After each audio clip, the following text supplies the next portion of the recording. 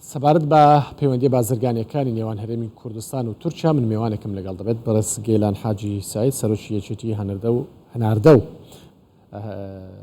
هاوردەکارانی هەرێمی کوردستان کە لەگەڵما بێت لە ستۆدیۆ کا گەیلان بەخێر بێ. زۆر سوپاس. خۆ پۆستەکەم بەهەڵە نەوت هەناردە و هاوردەکاران. کا گەیلان ئاڵوگۆڕی بازرگانی بەگشتی لە نێوان با بڵێن هەرێمی کوردستان و تورکیا بەگشتی چەند بوو هەرچەندە تۆ هێلقی هەولێی ئەگەر ئامارت لا بێ هی گشتی سوپاس دەکەین بخێر و سەرەتا سوپاست دەکەم سوپاسان دەکەم بۆ ڕەخساندنی و دەرفەتە بەخێر بێ. هەروەکو دەزانن ساڵی 2022 جولەی بازرگانی بەڕاستی لەگەر ساڵی ڕابردوو فەرقێکی باشی هەبوو و جولەی بازرگانی لەگەر هەموو وڵاتان پەرەی ساند و تایبەتیش لەگەر وڵاتی تورکیا گەڕاوە لە بۆ دۆخێکی زۆر باش. هەروەکو لە ئێمە وەکو یەکێتی هاوردە و ناردنکاران سەرۆکایەتی یەکێتی هاوردە و ناردنکاران لە چەند ڕۆژی ڕابردوودا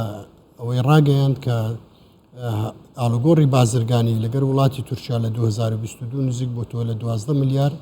دلار بێگومان ئەو ژمارەیەکی زیادی کردووە لە ڕابردوو لەگەڵ ساڵی ڕابردوو ساڵان ڕابردوو زۆر زیادی کردووە خەریکە بگەڕێتەوە بەسم بەراورد بکەین لەگەڵ 2021 بەهۆی کۆڕۆنا لەوانەیە ئاستی بازرگانی کەمێک کردێ بەڵام ئەگەر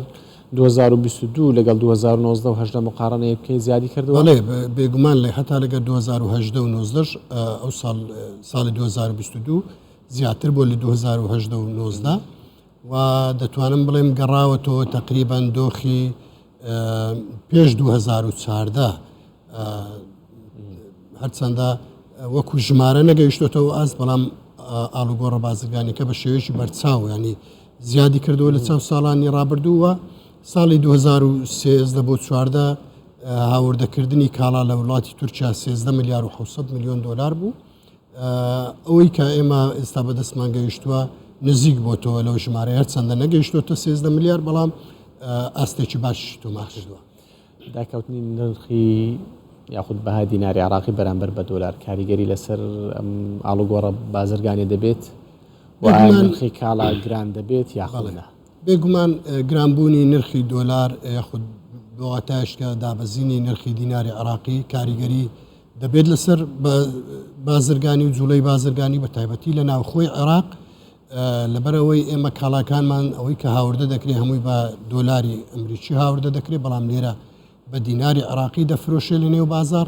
ئەوە ژوای کردووە کە بازرگانان زۆرێک لە نیگەرانی لە بۆیان پێش بێت و نەتوانن دینارەکانیان بگۆڕنەوە بە دۆلار بۆەوەی کاڵای تر پێ هاوردە بکەن و هەروها لە هەمان کاتدا ئەو حتا بە ینی گواستنەوە ئەوانە لە تورکیا و لە وڵاتان دیکە بە دۆلارە بۆیە ئەوانە هەموو کاریگەری دەبێت لەسەر نرخی کشتومەک لە عێراق و لە هەرێمی کوردستان ئەوە تاسیرە نەبێت ئەمما وەکو یەکێتی هاوردە و ناردنکاران پێشتریش ڕامانگەاندوە بە بازرگانەکانیشمان گوتووە کە ئێمەوە هەز دەکەین ئەو گۆڕانکاری کە ئێستا لە دۆلاردا هەیە کە بۆ کاتێکی کەمە و پێم وانە ئەوە بەردەوام بێ لەبەرەوەی بانقی مرکزی و حکوومەتی ناوەندی خەریکە ڕێکاری تر دەگرێتە بەر بەوەی دووبارە نرخی دۆلار بێتەوە ئاستی خۆی لەبەرەوەی ئەوەی ئێمە دەزانین هیچ پلانێکی وان نییە کە نرخی دۆلار بەرەو بەرزی بڕوە بۆ نمونە عێراق لە ئاستی ئابووری وەکو نەختینە لە ئاستێکی زۆر باشدایە بۆیە پێم وانە لە ئێستادا پلانی هەبێ کە نرخی دۆلار بەرز بکاتەوە بەڵکو بەهۆی ئەو ڕێکارانەی کە گرتووێتی بەر لەو ماوەی ڕابردوودا بە تایبەتی لەو مانجە ڕابردوودا بۆ هۆی ئەوەی کە دابەش نەکردنی دۆلار یاخود تەوزع نەکردنی دۆلار لە ڕێگەی بانقی مرکزیەوە و بێگومان لەوانەیە شتی دیارەکیش هەبێت کە کاریگەری لەسەر ئەوارەی بازرگانی لەگەڵ تورکیا زیاترەکان ئەوەی کە ئێستا هەیە ئێمە پێشبینی دەکەین دوای ئەوەی کە بە تاکید دۆلار کاریگەری خۆی دەبێ بەڵام بگەڕێتەوە ئاستی خۆی و ئاستی خۆی سەقامگیر بێ ئەم پێم وایە 2023 مێدێکی زۆر باشەیە کە جوولەی بازرگانی زۆر زیاتر بێ و حکوومەتی عێراقیش بەو پێی کە ئەو ڕێکارانەی گرتوۆتە بەر بۆ کۆمپانیاکان لێمە بۆ دوا بتوانن دۆلار لە بانقی مرکزی وەربگرن ئەگە بێ ئەو بچێتە بواری جێبەجێکردن بێگومان پاڵنەرێکی زۆر باش دەبێ بۆ کۆمپانیاکان و بازرگانان کە بتوانن دۆلار بە نرخی بانقی مرکزی وەربگرن و شتومەچی پێ هاوردە بکەن کاریگەری لەسەر بازار با ئێرانیشمان بیر نەچێت قەبارەی بازرگانی نێوان هەرێمی کوردستان و ئێران ئەوش باشە قەبارەی بازرگانی نێوان هەرێمی کوردستان و ئێرانیش لە ئاستێکی باشدایە و پێم وایە ئەو ساڵی ڕابردوو بڵین 2022 کەمێک هاوردەکردنی کاڵا لە ئێران دابەزی بوو ئاستەکەی ئەوش بەهۆی ئەو سێ چوار مانگ لە ئێران بژێوی و تەزاوڕات هەبوو ئەوانە کاریگەری خۆی هەبوو هەروەها ناسەقامگیری بازاڕی ئێرانیش بە جۆرێک لە جۆرەکان و دامی حکوومەت پێشتر لە بۆ کارگەکانی خۆراک لە ئێران ئەوانە هەموو کاریگەریان هەبوو بۆیە تا ئاستێک دابەزی بەڵام دیسان دەڵێمەوە ساڵی ڕابردوو یان نۆمانجی ڕابردووی 2022